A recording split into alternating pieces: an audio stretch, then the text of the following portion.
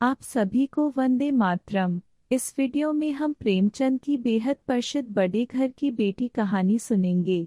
वेणुमाधव सिंह गौरीपुर गांव के जमींदार और नंबरदार थे। उनके पितामह किसी समय बड़े धन धान्य संपन्न थे। गांव का पक्का तालाब और मंदिर, जिनकी अब मरम्मत भी मुश्किल थी, उन्हीं की कीर्ति स्तंभ थे।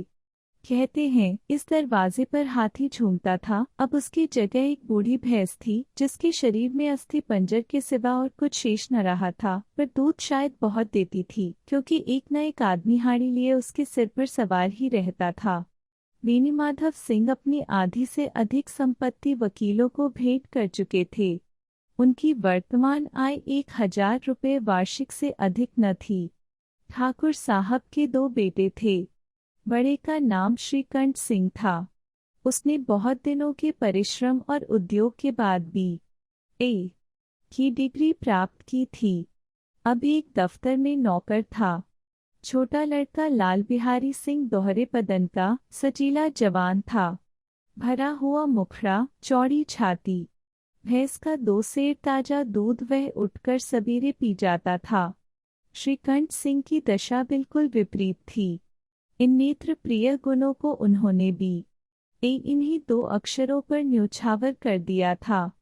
इन 2 अक्षरों ने उनके शरीर को निर्बल और चेहरे को कांतिहीन बना दिया था। इसी से वैद्यक ग्रंथों पर उनका विशेष प्रेम था। आयुर्वेदिक औषधियों पर उनका अधिक विश्वास था। शाम सवेरे से उनके कमरे से प्रायः खरल की सुरीली कर्णमधुर ध्वनि सुनाई दिया करती थी। लाहौर और कलकत्ते के वैद्यों से बड़ी लिखा पढ़ी रहती थी। श्रीकंठ इस अंग्रेजी डिग्री के अधिपति होने पर भी अंग्रेजी सामाजिक प्रथाओं के विशेष प्रेमी न थे, बल्कि वह बहुधा बड़े जोर से उसकी निंदा और तिरस्कार किया करते थे। इसी से गांव में उनका बड़ा सम्मान था। दशहरे के दिनों में वह बड़े उत्साह से रामलीला में सम्मिलित होते और स्वयं किसी न किसी पात्रा का पाठ लेते थे। गौरीपुर में रामलीला के वही जन्मदाता थे। प्राचीन हिंदू सभ्यता का गुणगान उनकी धार्मिकता का प्रधान अंग था। सम्मिलित कुटुंब के तो वह एकमात्र उपासक थे। आजकल स्त्रियों को कुटुंब में मिलजुल कर रहने की जो अरुचि होती है, उसे वह जाति और देश दोनों के लिए हानिकारक समझते थे। यही कारण था कि गांव की ललनाएं उनकी निंदक थीं। कोई कोई तो उन्हें अपना शत्रु समझने में भी संकोच न करती थीं। स्वयं उनकी पत्नी को ही इस विषय में उनसे विरोध था। यह इसलिए नहीं कि उसे अपने सास ससुर, देवर या जेठ आदि से घृणा थी, बल्कि उसका विचार था कि यदि बहुत कुछ सहने और तरह देने पर भी परिवार के साथ निर्वाह न हो सके, तो आए दिन की कलह से जीवन को नष्ट करने की अपेक्षा यही उत्तम है कि अपनी खिचड़ी अलग पकाई जाए। आनंदी एक बड़े उच्च कुल की लड़की थी। उसके बाप एक छोटी सी रियासत के तालुकेदार थे। विशाल भवन, एक हाथी, 3 कुत्ते, बाज, बहरी शिकरे, झाड़ फानूस, आनेरी मजिस्ट्रेटी और ऋण, जो एक प्रतिष्ठित तालुकेदार के भोग्य पदार्थ हैं, सभी यहाँ विद्यमान थे। नाम था भूप सिंह। बड़े उदारचित्त और प्रतिभाशाली पुरुष थे, पर दुर्भाग्य से लड़का एक भी न था।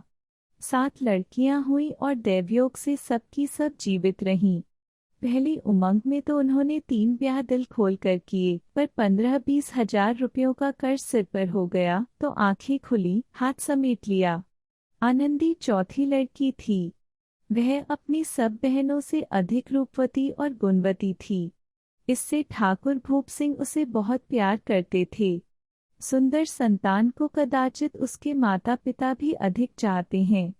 ठाकुर साहब बड़े धर्म संकट में थे कि इसका विवाह कहाँ करें। न तो यही चाहते थे कि ऋण का बोझ बढ़े और न यही स्वीकार था कि उसे अपने को भाग्यहीन समझना पड़े। एक दिन श्रीकंठ उनके पास किसी चंदे का रुपया मांगने आया। शायद नागरी प्रचार का चंदा था। भूप सिंह उनके स्वभाव पर रीझ गए और धूमधाम से श्रीकंठ सिंह का आनंदी के साथ ब्याह हो गया। आनंदी अपने नए घर में आई तो यहाँ का रंग ढंग कुछ और ही देखा। जिस टीम टाम की उसे बचपन से ही आदत पड़ी हुई थी, वह यहाँ नाम मात्र को भी न थी। हाथी घोड़ों का तो कहना ही क्या, कोई सजी हुई सुंदर बहली तक न थी। रेशमी स्लीपर साथ लाई थी, पर यहाँ बाग कहाँ। मकान में खिड़कियां तक न थीं, न जमीन पर फर्श, न दीवार पर तस्वीरें। यह एक सीधा सादा देहाती गृहस्थ का मकान था, किंतु आनंदी ने थोड़े ही दिनों में अपने को इस नई अवस्था के ऐसा अनुकूल बना लिया मानो उसने विलास के सामान कभी देखे ही न थे। एक दिन दोपहर के समय लाल बिहारी सिंह 2 चिड़िया लिए हुए आया और भावच से बोला, जल्दी से पका दो, मुझे भूख लगी है। आनंदी भोजन बनाकर उसकी राह देख रही थी। अब वह नया व्यंजन बनाने बैठी। हांडी में देखा तो घी पाव भर से अधिक न था। बड़े घर की बेटी, किफायत क्या जाने। उसने सब घी मांस में डाल दिया। लाल बिहारी खाने बैठा तो दाल में घी न था। बोला, दाल में घी क्यों नहीं छोड़ा? आनंदी ने कहा, घी सब मांस में पड़ गया। लाल बिहारी जोर से बोला, अभी परसों घी आया है, इतना जल्द उठ गया? आनंदी ने उत्तर दिया, आज तो कुल पाव भर रहा होगा। वह सब मैंने मांस में डाल दिया। जिस तरह सूखी लकड़ी जल्दी से जल उठती है, उसी तरह क्षुधा से बावला मनुष्य जरा जरा सी बात पर तिनक जाता है। लाल बिहारी को भावच की यह ढिठाई बहुत बुरी मालूम हुई। तिनक कर बोला, मैके में तो चाहेगी कि नदी बहती हो। स्त्री गालियां सह लेती है, मार भी सह लेती है, पर मैके की निंदा उससे नहीं सही जाती। आनंदी मुंह फेर कर बोली, हाथी मरा भी तो 9 लाख का, वहाँ इतना घी नित्य नाई कहार खा जाते हैं। लाल बिहारी जल गया, थाली उठाकर पलट दी और बोला, जी चाहता है जीभ पकड़कर खींच लूं। आनंदी को भी क्रोध आ गया, मुंह लाल हो गया। बोली, वह होते तो आज इसका मजा चखाते। अब अपढ़ उजड़ ठाकुर से न रहा गया। उसकी स्त्री एक साधारण जमींदार की बेटी थी। जब जी चाहता उस पर हाथ साफ कर लिया करता था। खड़ा उठाकर आनंदी की ओर जोर से फेंकी और बोला, जिसके गुमान पर भूली हुई हो उसे भी देखूंगा और तुम्हें भी। आनंदी ने हाथ से खड़ाऊ रोकी, सिर बच गया, पर उंगली में बड़ी चोट आई। क्रोध के मारे हवा से हिलते पत्ते की भांति कांपती हुई अपने कमरे में आकर खड़ी हो गई। स्त्री का बल और साहस, मान और मर्यादा पति तक है। उसे अपने पति के ही बल और पुरुषत्व का घमंड होता है। आनंदी खून का घूंट पीकर रह गई। श्रीकंठ सिंह शनिवार को घर आया करते थे।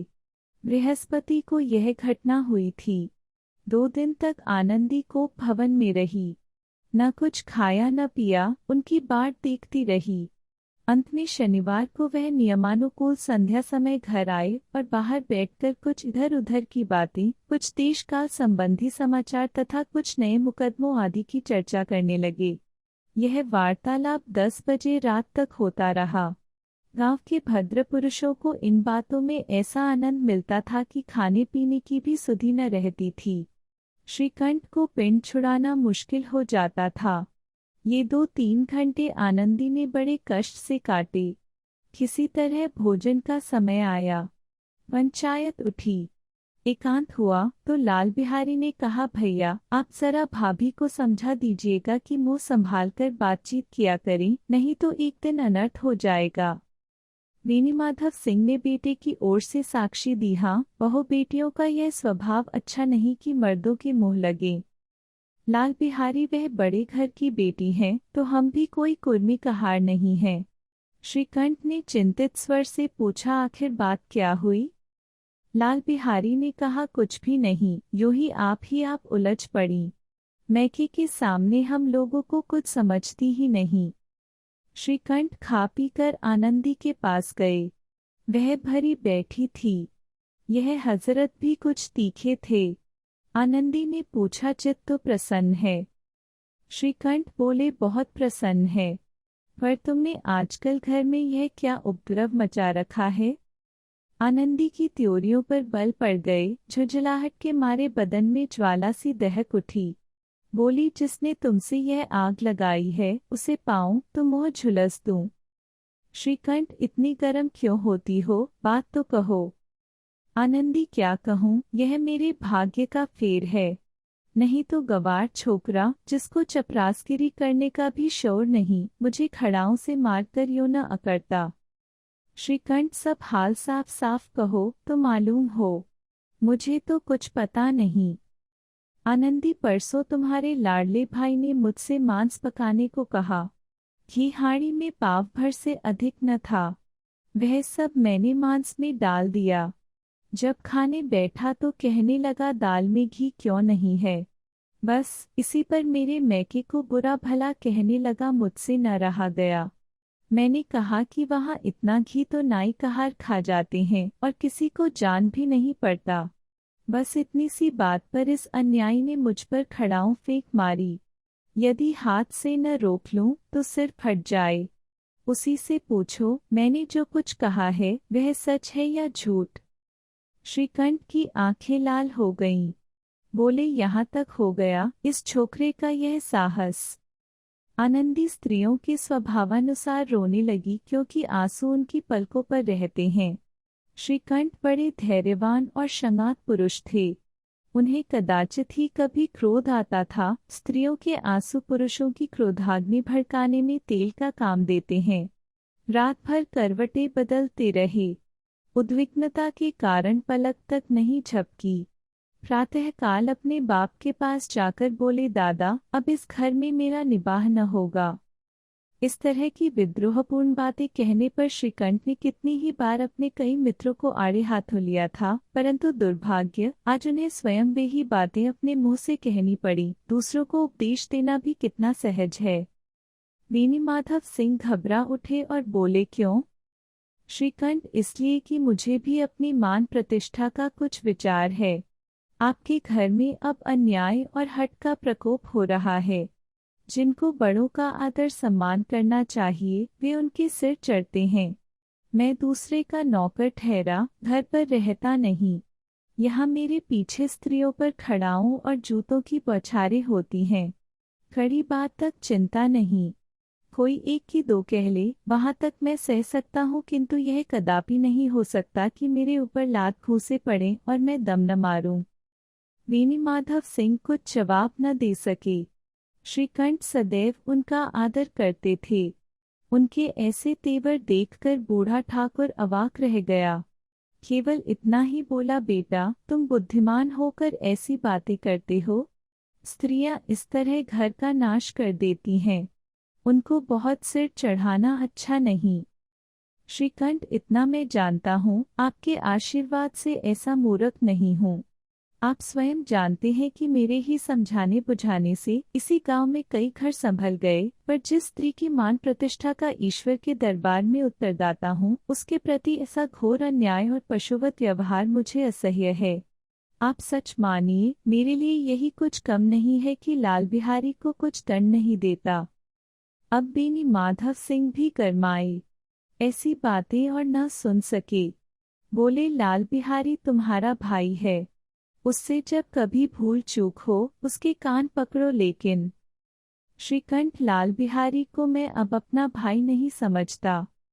वेणुमाधव सिंह स्त्री के पीछे?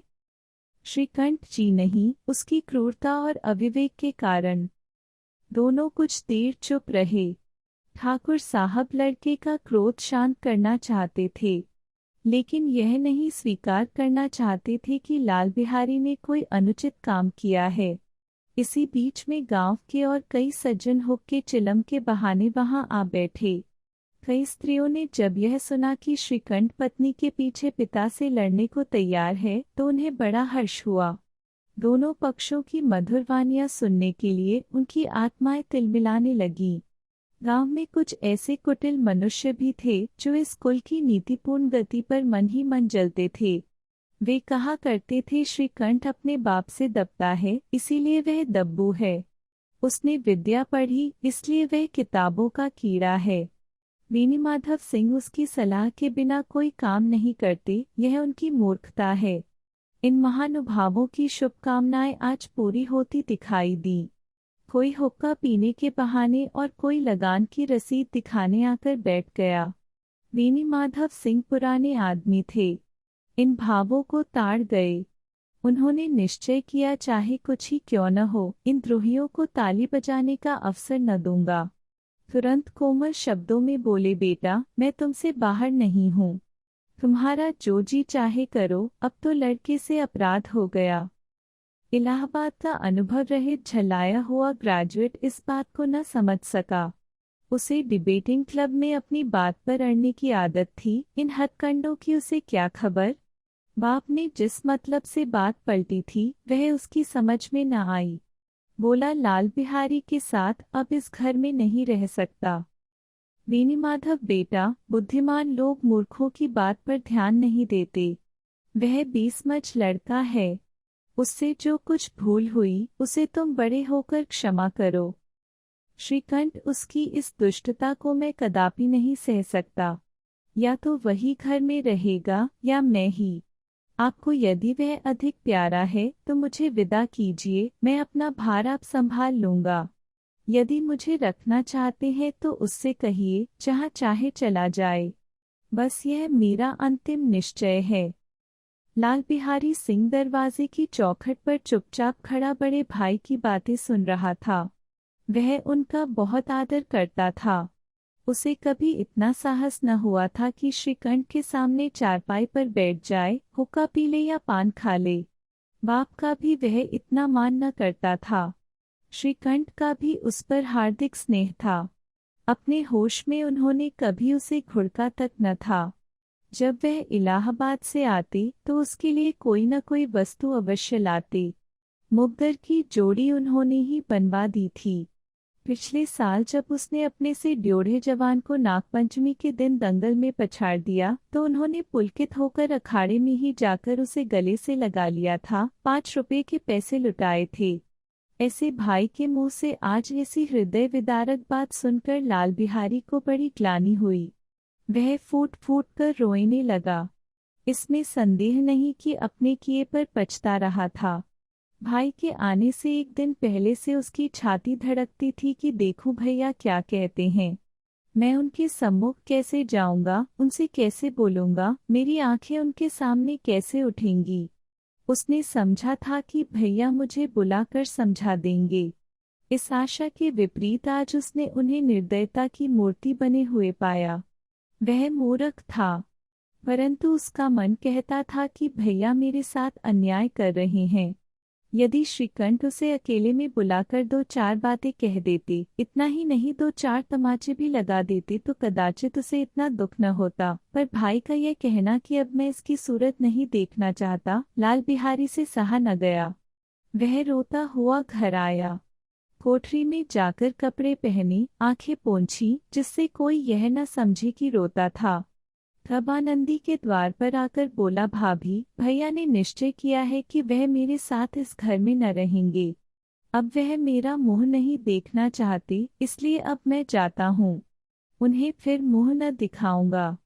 मुझसे जो कुछ अपराध हुआ उसे क्षमा करना। यह कहते कहते लाल बिहारी का गला भर आया। जिस समय लाल बिहारी सिंह सिर झुकाए आनंदी के द्वार पर खड़ा था, उसी समय श्रीकंठ सिंह भी आंखें लाल किए बाहर से आए। भाई को खड़ा देखा तो घृणा से आंखें फेर लीं और कतरा कर निकल गए, मानो उसकी परछाई से दूर भागते हों। आनंदी ने लाल बिहारी की शिकायत तो की थी, लेकिन अब मन में पछता रही थी। वह स्वभाव से ही दयावती थी। उसे इसका तनिक भी ध्यान न था कि बात इतनी बढ़ जाएगी। वह मन में अपने पति पर झुंझला रही थी कि यह इतने गर्म क्यों होते हैं। उस पर यह भय भी लगा हुआ था कि कहीं मुझसे इलाहाबाद चलने को कहें तो कैसे क्या करूंगी। इस बीच में जब उसने लाल बिहारी को दरवाजे पर खड़े ये कहते सुना कि अब मैं जाता हूँ, मुझसे जो कुछ अपराध हुआ क्षमा करना, तो उसका रहा सहा क्रोध भी पानी हो गया। वह रोने लगी। मन का मैल धोने के लिए नयन जल से उपयुक्त और कोई वस्तु नहीं है। श्रीकंठ को देखकर आनंदी ने कहा, लाला बाहर खड़े बहुत रो रहे हैं। श्रीकंठ, तो मैं क्या करूं?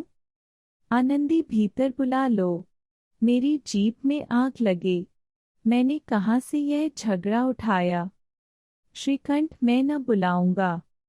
आनंदी, पछताओगे। उन्हें बहुत ग्लानि हो गई है, ऐसा न हो कहीं चल दें। श्रीकंठ न उठे। इतने में लाल बिहारी ने फिर कहा, भाभी भैया से मेरा प्रणाम कह दो। वह मेरा मुंह नहीं देखना चाहते, इसलिए मैं भी अपना मुंह उन्हें न दिखाऊंगा। लाल बिहारी इतना कहकर लौट पड़ा और शीघ्रता से दरवाजे की ओर बढ़ा। अंत में आनंदी कमरे से निकली और उसका हाथ पकड़ लिया। लाल बिहारी ने पीछे फिरकर देखा और आंखों में आंसू भरे बोला, मुझे जाने दो। आनंदी, कहाँ जाते हो? लाल बिहारी, जहाँ कोई मेरा मुंह न देखे। आनंदी, मैं न जाने दूंगी। लाल बिहारी, मैं तुम लोगों के साथ रहने योग्य नहीं हूँ। आनंदी, तुम्हें मेरी सौगंध, अब एक पग भी आगे न बढ़ाना। लाल बिहारी, जब तक मुझे यह न मालूम हो जाए कि भैया का मन मेरी तरफ से साफ हो गया, तब तक मैं इस घर में कदापि न रहूंगा। आनंदी, मैं ईश्वर को साक्षी देकर कहती हूँ कि तुम्हारी ओर से मेरे मन में तनिक भी मैल नहीं है। अब श्रीकंठ का हृदय भी पिघला। उन्होंने बाहर आकर लाल बिहारी को गले लगा लिया।